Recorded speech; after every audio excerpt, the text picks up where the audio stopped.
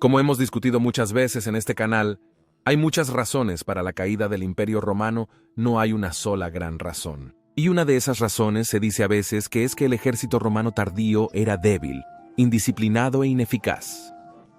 Que los romanos tardíos eran solo versiones inferiores, degeneradas de los días de gloria, cuando las legiones eran una fuerza de combate muy disciplinada y formidable. Que el ejército romano tardío era solo una mera sombra de lo que fue. Que el ejército romano tardío era inferior en habilidad de combate, en equipo y completamente barbarizado. Y por lo tanto, no es de extrañar que el Imperio Romano de Occidente cayera en el siglo V, ya que ¿cómo podría un ejército tan lamentable defender un imperio tan vasto contra tantos invasores bárbaros?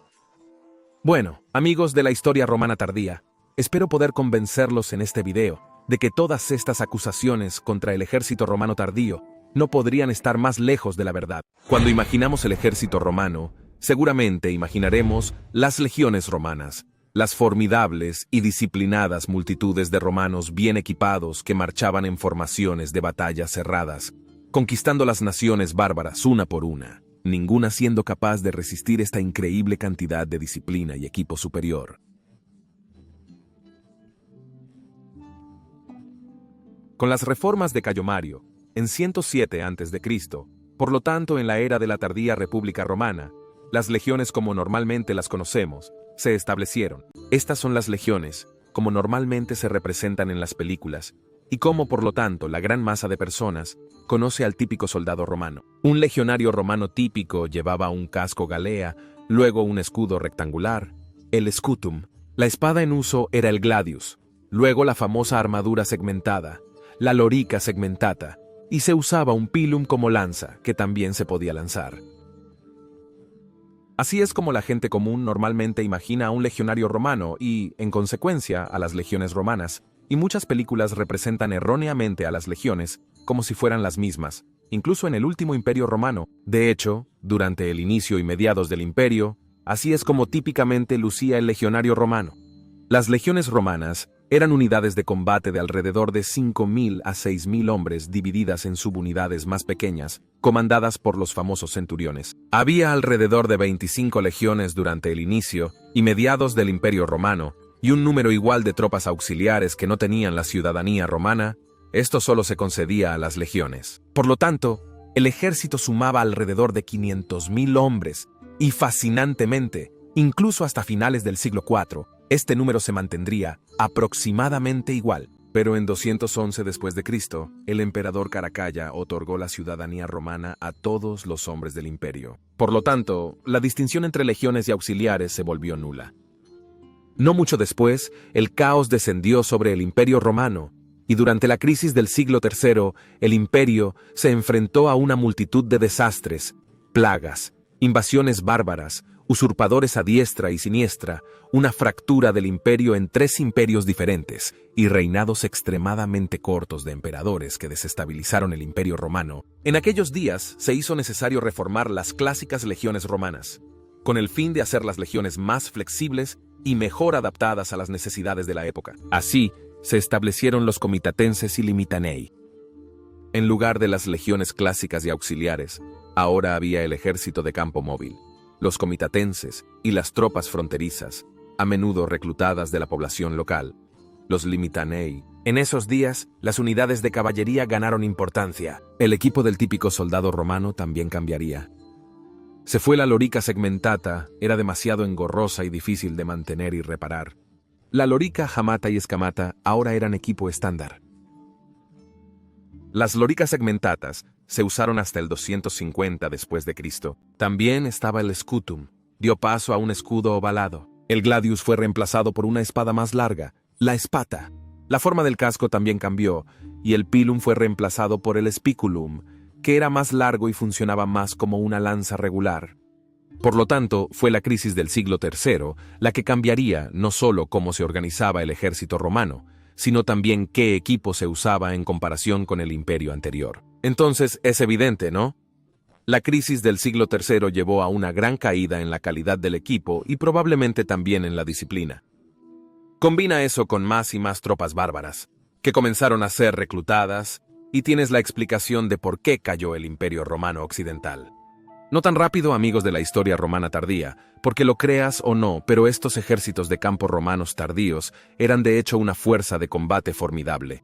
Pero antes de llegar a eso, si quieres apoyar este canal pero crees que una membresía de Patreon o YouTube no te ofrece suficientes beneficios, entonces por favor, apoya este canal utilizando Atlas VPN. Puedes obtener un gran descuento utilizando Atlas VPN con el siguiente enlace especial de Mayoriano, que también puedes encontrar en la descripción. No solo de esta manera apoyas al canal, sino que también obtienes 3 años de Atlas VPN por solo $1.99 al mes y tienes una garantía de devolución de dinero de 30 días. Todos sabemos que no es aconsejable no usar una VPN en estos días, y yo personalmente también uso Atlas VPN. Tiene una interfaz de usuario súper intuitiva, es extremadamente rápida e incluso tiene características más avanzadas como un interruptor de corte. Puedes ver Netflix con contenido de otros países. Puedes mantener las búsquedas de Google privadas para que no te bombardeen con anuncios no deseados.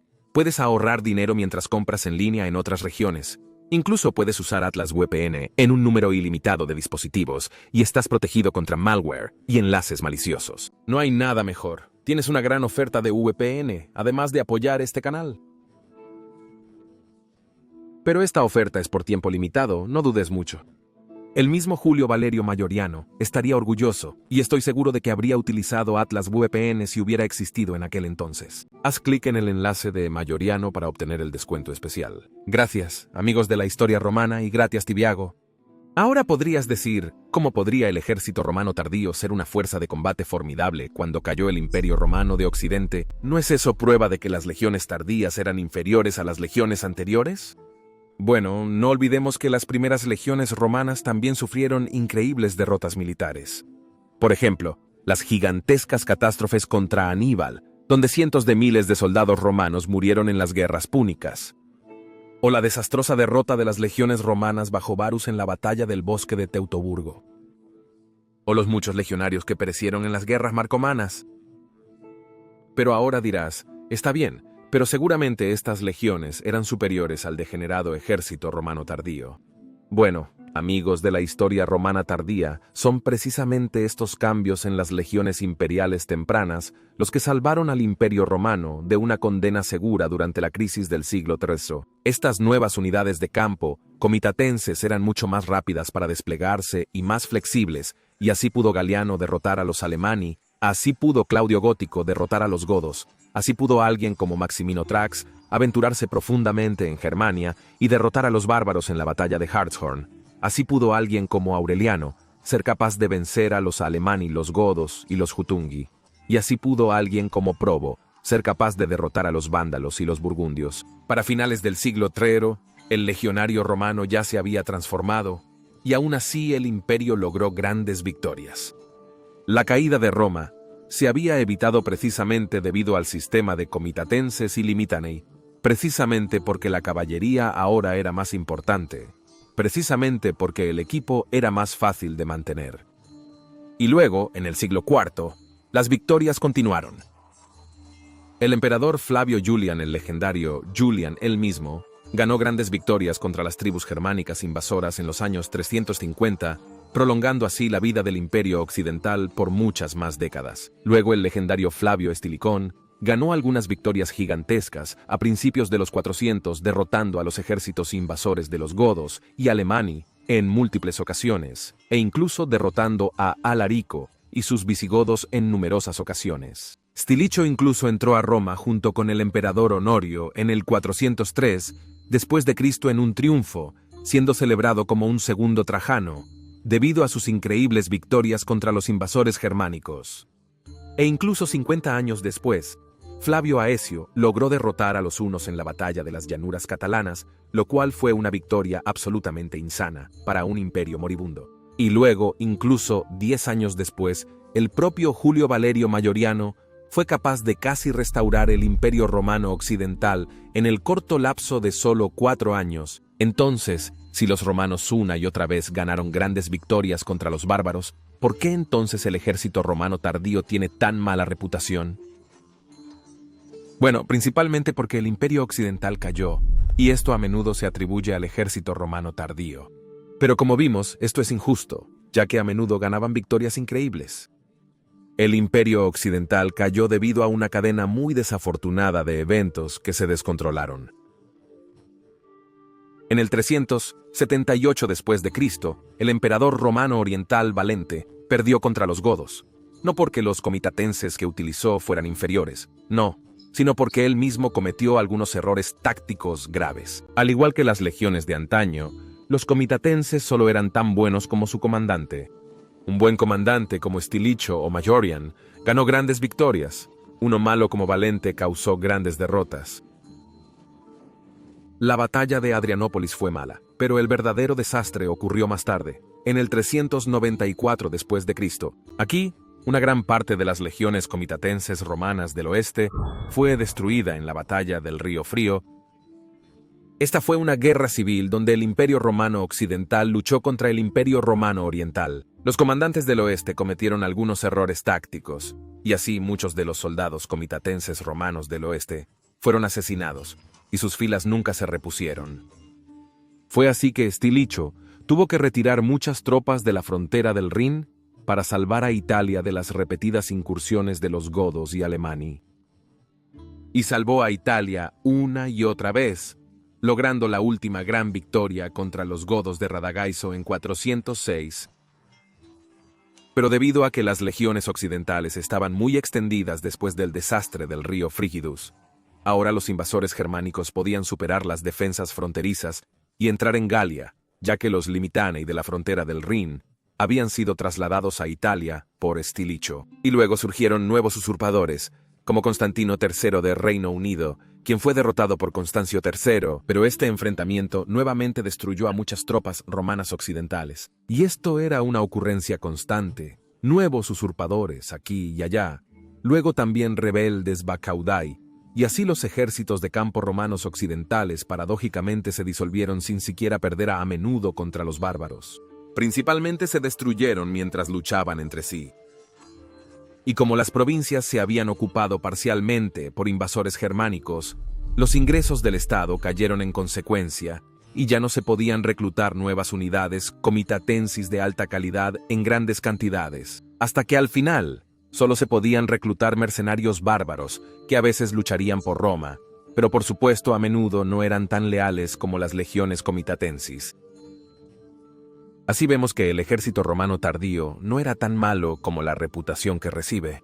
De hecho, el ejército romano tardío ganó muchas victorias contra los invasores germánicos, y se disolvió mucho más debido a las constantes guerras civiles y usurpadores luchando contra el emperador o contra otros usurpadores, y no porque el ejército romano tardío fuera incapaz de ganar contra los bárbaros. Personalmente creo que si las fuerzas del oeste no hubieran sido totalmente diezmadas en la batalla del río Flegedus en 394 después de Cristo, y si Stilicho no hubiera sido asesinado, creo que en ese caso el Imperio Romano Occidental no habría caído. Haré un video sobre esa línea de tiempo alternativa, así que espero haberlos convencido de que el ejército romano tardío no era débil e ineficaz. De hecho, lo contrario era cierto. Y las legiones romanas tardías merecen el mismo respeto que las primeras.